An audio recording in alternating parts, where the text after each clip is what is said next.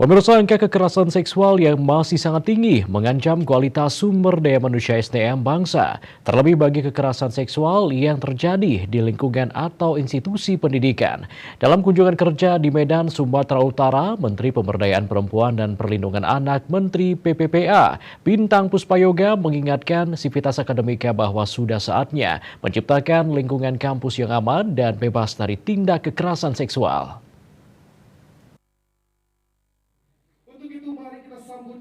Dalam kuliah umum tentang kekerasan seksual pada perempuan dan anak di kampus Universitas Muhammadiyah Sumatera Utara UMSU Medan, Menteri PPPA Bintang Puspayoga menyampaikan, akademisi, mahasiswa, dosen atau pengajar, guru besar, peneliti, ilmuwan, dan seluruh warga kampus harus mengambil peran dalam memutus mata rantai kekerasan seksual di lingkungan kampus. Menteri PPPA menilai kekerasan seksual terhadap perempuan dan anak menjadi masalah yang terus terjadi tak terkecuali di lingkungan kampus.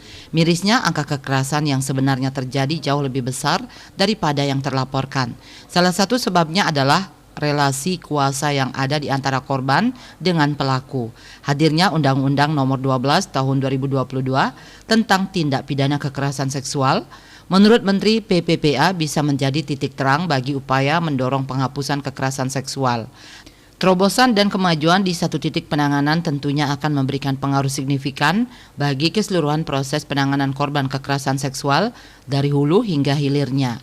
Dengan hadirnya Undang-Undang TPKS, pihaknya sangat berharap mahasiswa dan seluruh akademisi juga dapat turut mengawal implementasi dari Undang-Undang TPKS. Selain Undang-Undang TPKS, Kementerian Pendidikan, Kebudayaan, Riset dan Teknologi RI telah mengeluarkan Peraturan Menteri Nomor 30 Tahun 2021 tentang pencegahan dan penanganan kekerasan seksual di lingkungan perguruan tinggi. Menteri Bintang menuturkan peraturan ini merupakan terobosan penting karena dapat menjadi pedoman bagi perguruan tinggi. Melalui perjuangan yang panjang dari tahun 2016 berkaitan dengan perjuangan untuk mewujudkan undang-undang Lex Spesialis, tapi alhamdulillahnya di tanggal 12 April 2022, demikian juga 9 Mei 2022 sudah diundangkan Undang-Undang 12 tahun 2022 tentang tindak pidana kekerasan seksual. Nah, kami sangat berharap rekan-rekan mahasiswa juga dapat turut mengawal daripada undang-undang implementasi daripada undang-undang tindak pidana kekerasan seksual ini demi terciptanya lingkungan kampus yang aman, yang bebas dari tindak kekerasan seksual. Terobosan dan kemajuan di satu titik penanganan tentunya akan memberikan pengaruh signifikan bagi keseluruhan proses penanganan korban kekerasan seksual dari hulu hingga hilirnya.